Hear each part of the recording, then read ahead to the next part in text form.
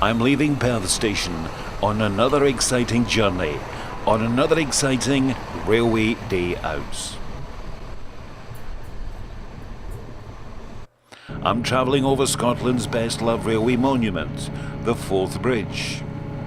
I'm travelling to what was once England's second city, once inhabited by the Vikings and the Romans, and the city is approximately 188 miles north of London and approximately 200 miles south of Edinburgh.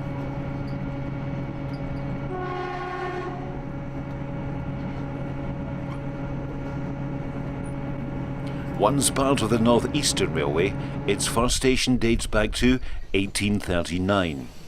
I will be visiting its famous railway museum, its famous walls, and finding out about the railway history of the largest railway junction in the northeast of England. Welcome to a railway day out in York.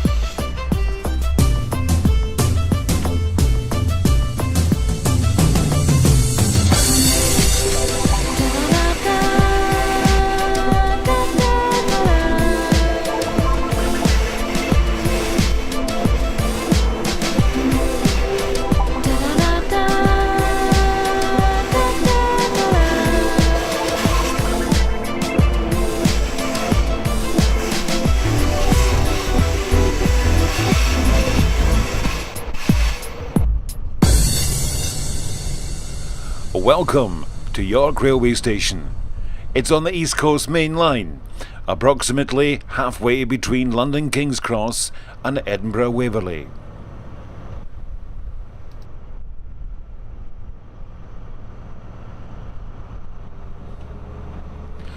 York Station is one of the biggest mainline junctions in Britain, and you can catch a train to the majority of mainline stations throughout the network.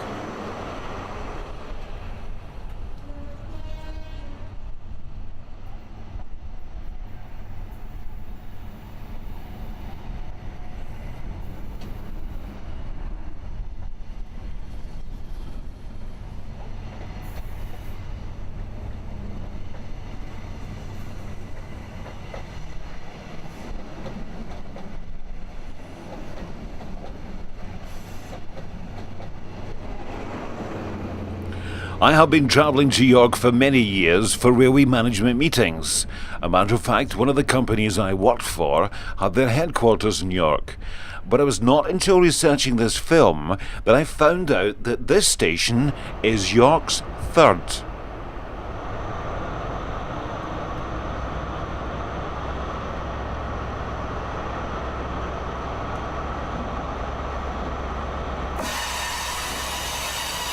This visit to York was a visit of discovery. For many years, I had literally walked past York's railway history. Railway pioneers such as the Railway King, George Hudson, and George Lehmann, names on streets, statues on streets, that people and visitors of York walk past every day.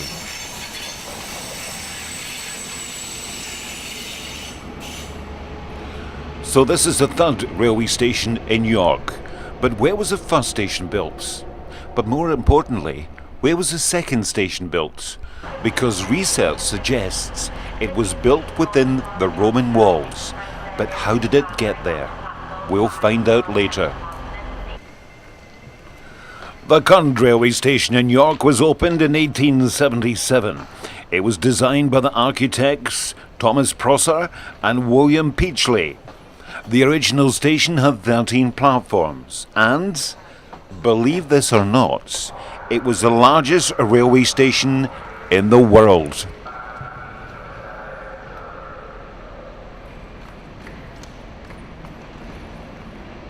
The name George Hudson should be as well known in York as the name George Lehmann, but it's not.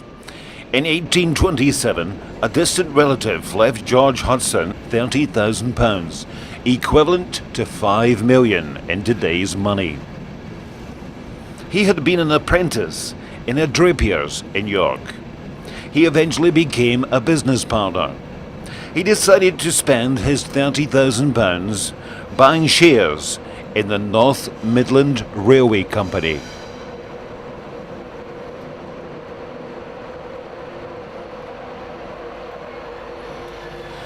He became known as the Railway King, and at one time co-owned a third of Britain's railways.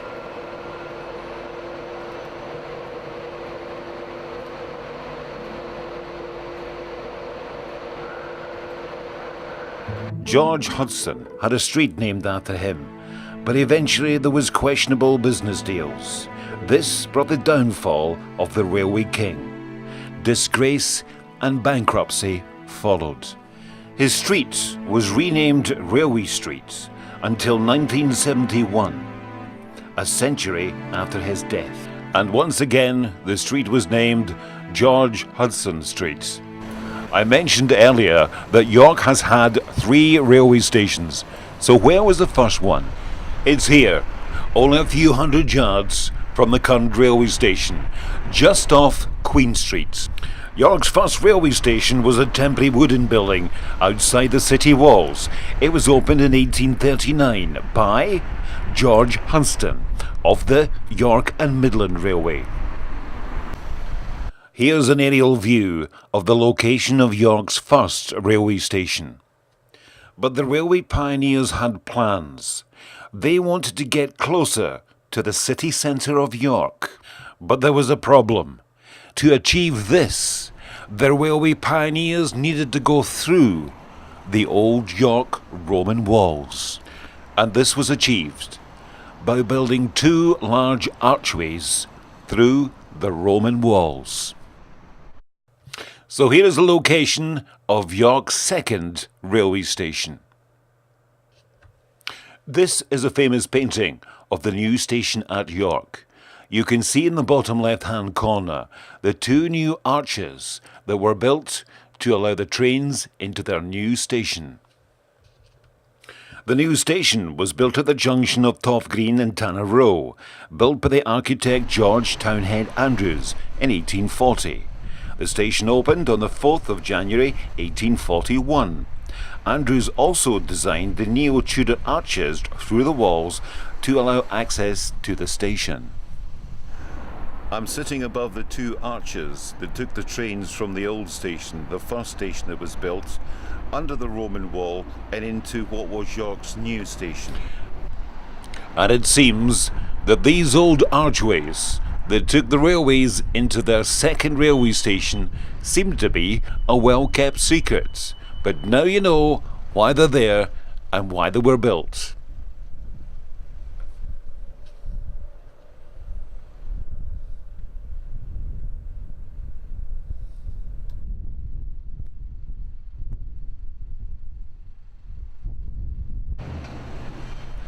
The railway company who built the station also built a splendid hotel across the roads, which Queen Victoria visited at one point and called it the Royal York Hotel.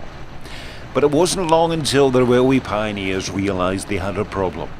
Their new station was a terminus station, and trains travelling from London would arrive into the station and would have to reverse to travel north.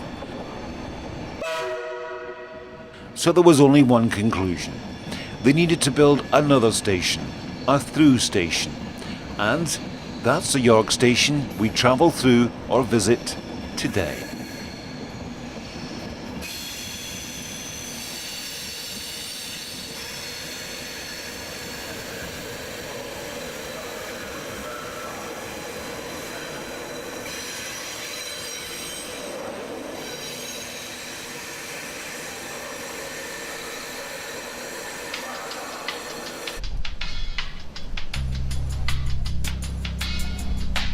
York must be one of the loveliest cities in England. It's a walled city, situated on the River Ouse in North Yorkshire. The city was founded by the Romans in 71 AD. It became the capital of the Roman province of Britannia. The first Minster Church was built in York in 627, and York was captured by the Vikings in November 866, and it was renamed Jorvik.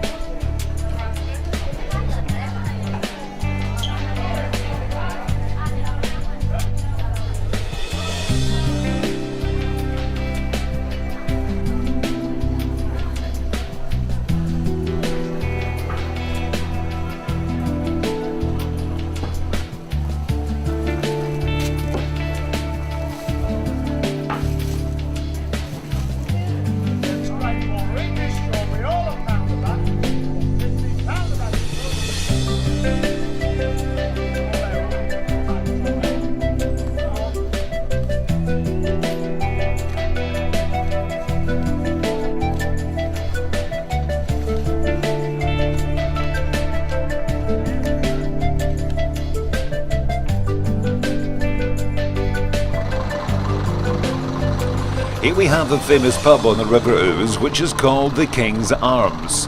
Now, the river has a tendency to flood, and York has a flood defence system, but I've seen the water level up to the beams on the side of that pub. Totally amazing.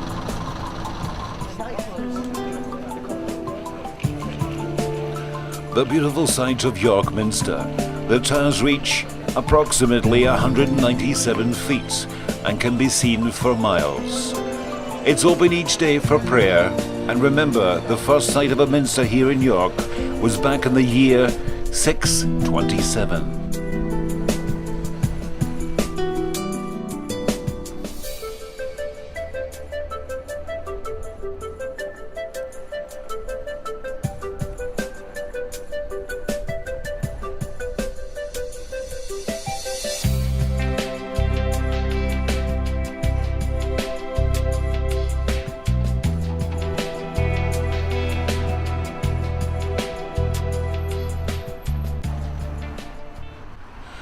Here is a statue of another great railway pioneer in York.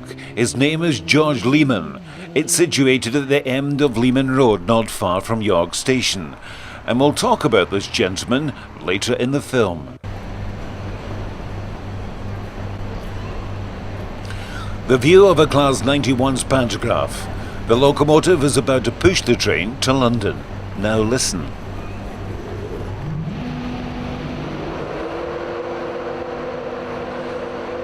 That tells me the driver has selected forward gear and the train is about to move off.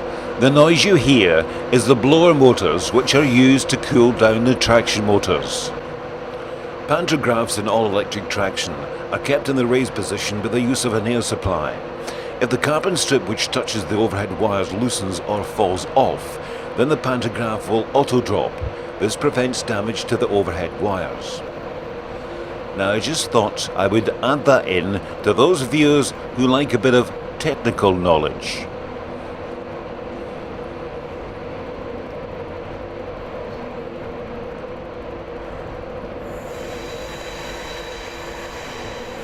Now, we can't visit York on a railway day out without visiting the National Railway Museum, which is right next door to York Station. The bullet train, number 22141, West Japan Shinkansen. The bullet train was produced in 1976. Its top speed, 125 miles an hour. It was withdrawn from service in 2000, and the coach of the train was shipped from Japan to Southampton, then reassembled on the dockside by two Japanese engineers.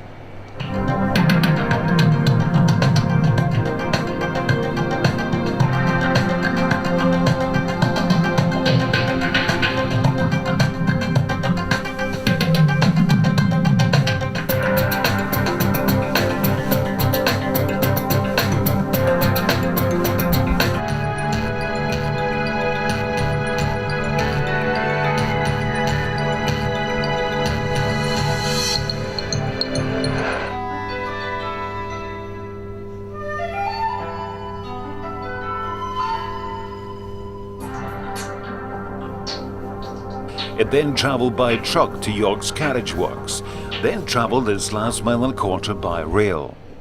Early on Sunday morning, Railtrack had to temporarily remove 30 signals and switches. Although the train is the same track gauge, its body is wider than British trains.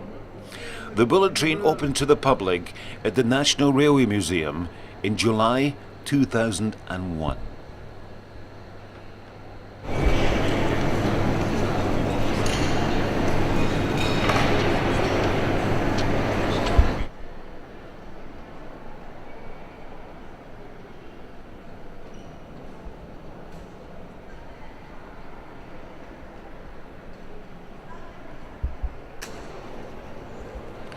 This is a beautiful Duchess of Hamilton in its re-streamlined condition.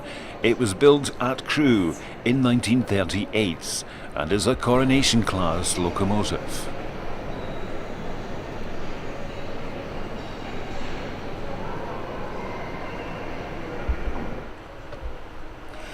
There are many signals on display at the National Railway Museum, and what we see here is upper quadrant semaphore signals.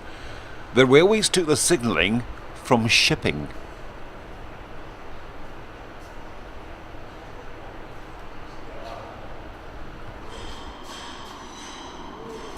And here we have the lever frame in an old-fashioned signal box used to control these semaphore signals. They're colour-coded. Yellow will represent pulling off a distance signal, the red levers are for stop signals, and the black and blue levers represent levers controlling point movements. Underneath the box is an interlocking system, by which levers cannot be moved unless the positions of the other levers make it safe to do so. At all points over which traffic normally passes in a facing direction, there is a point detector. Its object is to prevent a signal being cleared unless the points are properly set. One of the great attractions of coming to the National Railway Museum is going into its workshop. It's like stepping back in time, watching the fitters renew and replace parts of old locomotives. Now, what's the name of this locomotive?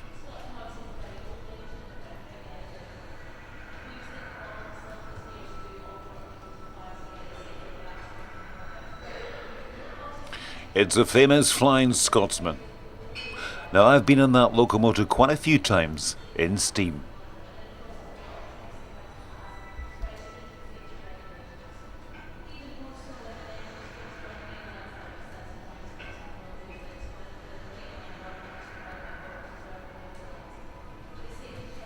Now, what could be lurking behind the famous locomotive, the Flying Scotsman? It's not what I think it is it?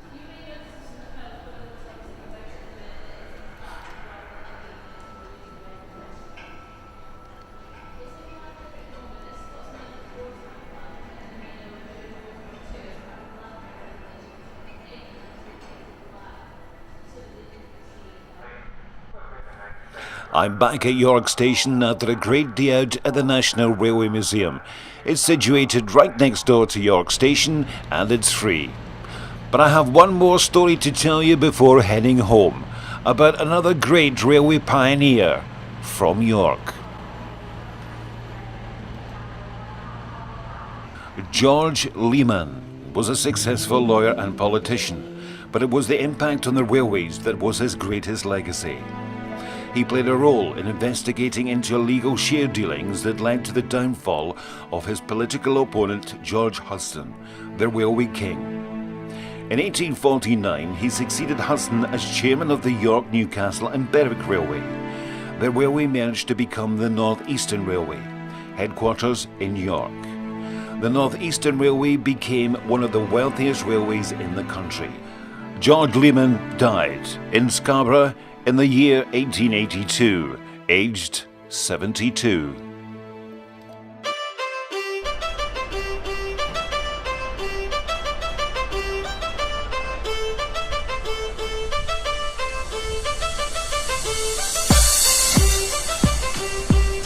And that's it, another successful railway day out. I hope you've learned something, because I certainly did. In my next film, we'll have a railway day out in Scarborough. Goodbye.